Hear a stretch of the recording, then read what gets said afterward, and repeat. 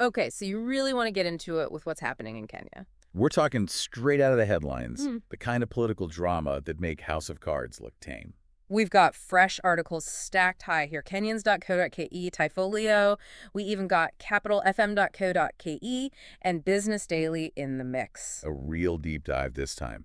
And get this, it's not just politics as usual. No, no, we're talking accusations, like serious accusations of poisoning attempts. Yeah, and then you've got these mysterious hospital visits and more political maneuvering than you can shake a stick at. Don't forget the economic angle, too. We're going to unpack that. Oh, and we've got a really cool story about a barrier-breaking woman in the Kenyan military. Buckle up, because things are about to get interesting. What gets me is how fast things change in Kenyan politics. Like, 1 minute you're the second most powerful person in the country. And the next. You're fighting just to clear your name, maybe even facing a lifetime ban from, ever holding office again. Wild, right? It's like Kenyan politics woke up and chose drama.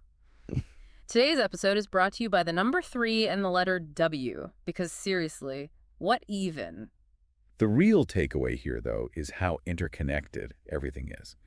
The politics, the economy, social change. That's all tangled up, right? Absolutely. It's a huge web, and we're about to start untangling it right here, right now. Let's do it. First up, we're going straight to Tyfolio.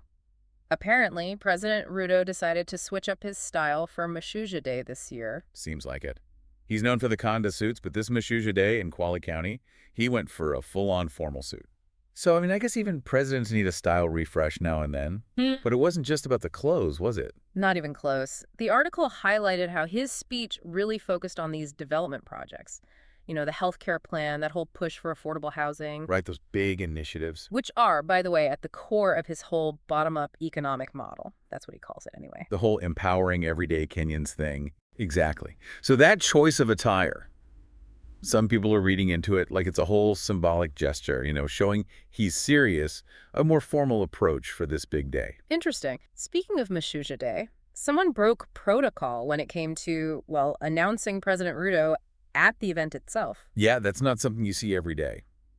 Prime Cabinet Secretary Musalia Mudavadi, he did the introduction. Instead of the Deputy President, Kithure Kindiki. The way it's supposed to go. But hold on, wasn't Kindiki at the event? He was. So why the switch? Yeah, what gives? Well, you've got to remember the legal stuff going on. Gachagua's impeachment.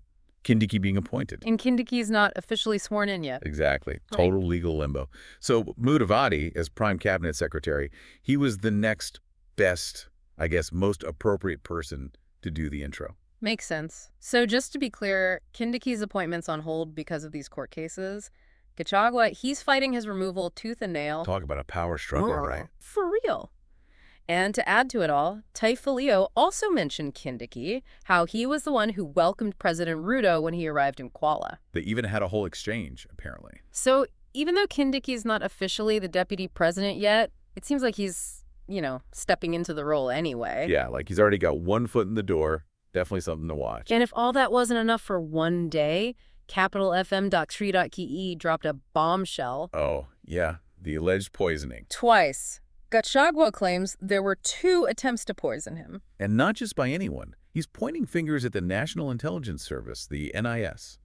Hold up, he thinks the NIS tried to take him out. That's what he's claiming. And he's even linking it back to his impeachment, saying it was all part of some big plot to get rid of him. Intense. He even went public with it, asking President Ruto directly to leave me and my children alone. That's gotta be scary. You can hear the fear, the sense of betrayal. I can't even imagine. If this is true. If. This points to some serious issues. We're talking a total breakdown of trust at the highest levels of government. It makes you think. Right. Makes you wonder what's really going on behind closed doors. It's like something out of House of Cards, but for real. And the stakes are incredibly high. Speaking of, Gachagua was hospitalized, right? That's why he didn't show up in court. Right. capitalfm.co.ke, they said he was admitted to care in hospital. Chest pains. Oh, wow. He's been discharged now, though. Spoke to the press, said he's feeling better. That's good, at least. But, the guy's got a lot more than his health to worry about. Understatement. He's facing a mountain of charges from his time as deputy president. And the Senate already voted to remove him. 5 charges they upheld. Inciting ethnic divisions, violating his oath of office. But he still says he's innocent, doesn't he? Absolutely. He's denied it all from day one, and now he's taking it to court, fighting the impeachment. says the Senate rushed it, should have waited for him to recover. Fair point. He wants a fair hearing, basically. But you can tell this whole thing's taking a toll on him. Physically, emotionally, the whole 9 yards. I bet. He even compared himself to Kenneth Matiba. That's a powerful comparison. Matiba, suffered a stroke after all that political persecution under Moi. Heavy stuff. Makes you think about how easily things can spiral. And how high the stakes can get in Kenyan politics. No kidding. So where does this leave Ruto? I mean, is this whole Gachagua thing going to hurt him in the long run? Good question. It could go either way, honestly.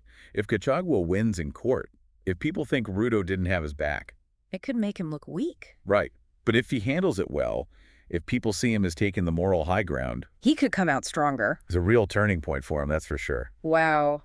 We're basically watching history in the making. And we're just getting started.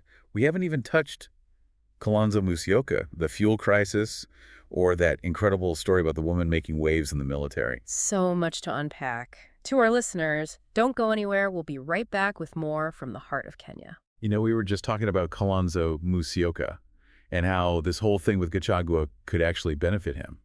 Taifa Leo even suggested he might have a real shot in Mount Kenya politics now. Wait, really? How does that even work? It seems like Gachagua losing would be bad news for anyone aligned with him. Right, but there's this constitutional clause, and it basically says if you're removed from office because of misconduct, you're done. No more public positions ever. Ouch. A lifetime ban. That's serious. It is. So, assuming Gachagua's appeal doesn't go through, you're looking at a huge leadership gap in Mount Kenya West. And Kalonzo, well, he's got the experience, the political know-how. He could swoop right in. Exactly. It's why Kenyan politics are so unpredictable. Just when you think you've got it figured out, curveball. Speaking of curveballs, did you see that thing with Eric Omondi? The comedian? Yeah. Kenyans.co.kk, they were reporting him missing. Last anyone saw, he was planning some big Mashujaa Day event at Uhuru Park. His girlfriend was freaking out. Hold on. I think I saw an update about that, like right before we started recording. Oh, really? What happened? Total publicity stunt. He's promoting some upcoming event. Classic Eric Omondi. Always gotta make a scene. Okay, back to the serious stuff. Business Daily had an article about fuel stations, potential sanctions, all that. What's the latest there? Actually, good news on that front. Well, kinda. EPRA, they just announced the biggest drop in fuel prices we've seen in over a year, like 18 months. That's gotta be a relief. Huge relief for consumers, for sure. But there's always a but. Right. Some fuel stations, they're dragging their feet, not passing on the savings, trying to line their pockets while everyone else is celebrating. Are you serious? Talk about taking advantage of the situation. The government's not too happy about it either, calling them opportunistic, saying it's unethical, might even bring down some sanctions if they don't shape up. Good. Someone needs to keep them in line. Fuel prices impact everything. Exactly. It's a ripple effect. But hey, want to hear something else interesting? It's about Ruto's party. There's always something going on there. What is it this time? So Taifa Leo, they're saying Gachagua might have missed some pretty big warning signs before this whole impeachment thing went down. Like what? Imagine being openly criticized by people within your own party. And not just anyone, but while you're second in command. Awkward. To say the least. But that's what Gachagua was dealing with. Apparently, he really rubbed some people the wrong way, wanting to be the only voice for the Mount Kenya region. So it wasn't just the opposition he had to worry about? Nope. Dissent from within, never a good sign in politics. And on top of that, word on the street is he was meddling in those internal party elections, trying to stack the deck with his own people. Bold move. Right, like he thought no one would notice. The article even mentioned how he was being left out of important events with Ruto. Ouch. Talk about being iced out. It's wild, right? From the top, practically, to out in the cold. Proof that in politics, anything can happen. But you know what's a good news story? That article from capitalfm.co.ke about Lieutenant Colonel Faith Mwagandi. Oh, she's amazing. Talk about breaking barriers. She's the first woman in Kenya to ever lead a military guard of honor. That gave me chills. Right. And that's not even all. She was also the first female warship commander in all of East Africa. She commanded the Kenyan Navy ship Mashujaa. What an inspiration. It makes you realize how much progress is possible. Absolutely. Yeah. Lieutenant Colonel Mwagandi, she's a true trailblazer. And she shows what happens when you empower women, give them a chance to lead. Exactly. Representation matters. But okay, Before we get too far off track, remember that whole thing about Ruto having a short list of potential replacements for Gachagua? Oh yeah, with Mudavadi and Ichung'wah, even a couple of governors were on that list. Leo actually had a pretty interesting take on how Kindiki ended up as the chosen one. They dove deep into the whole behind-the-scenes maneuvering. And what did they find? Well, think about it. The second Gachagua was out, Kindiki's name is whisked off to KRA, DCI, the Ethics and Anti-Corruption Commission.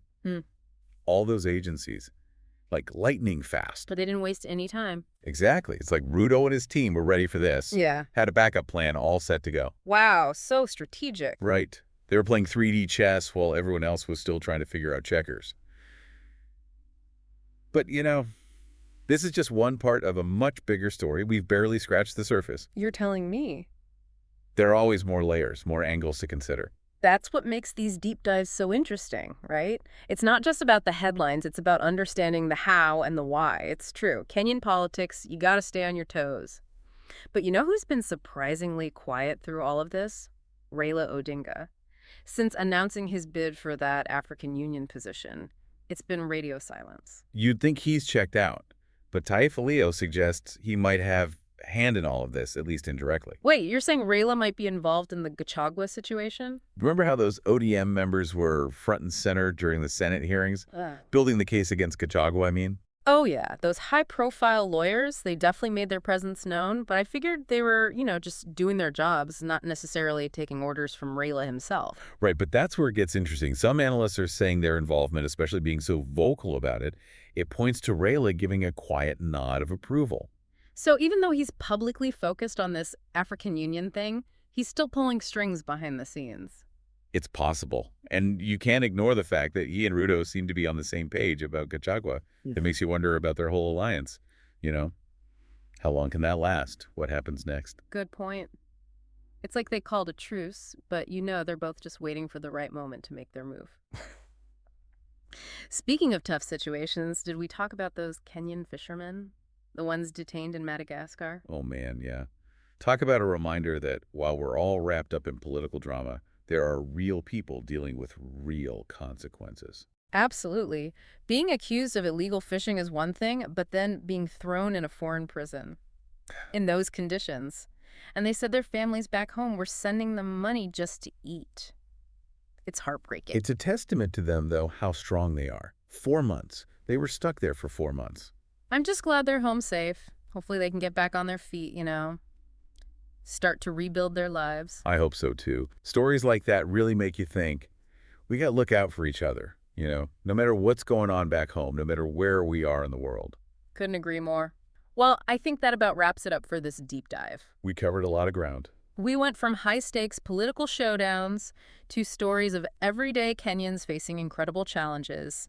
And the best part is, it's all connected. It's like that saying, truth is stranger than fiction.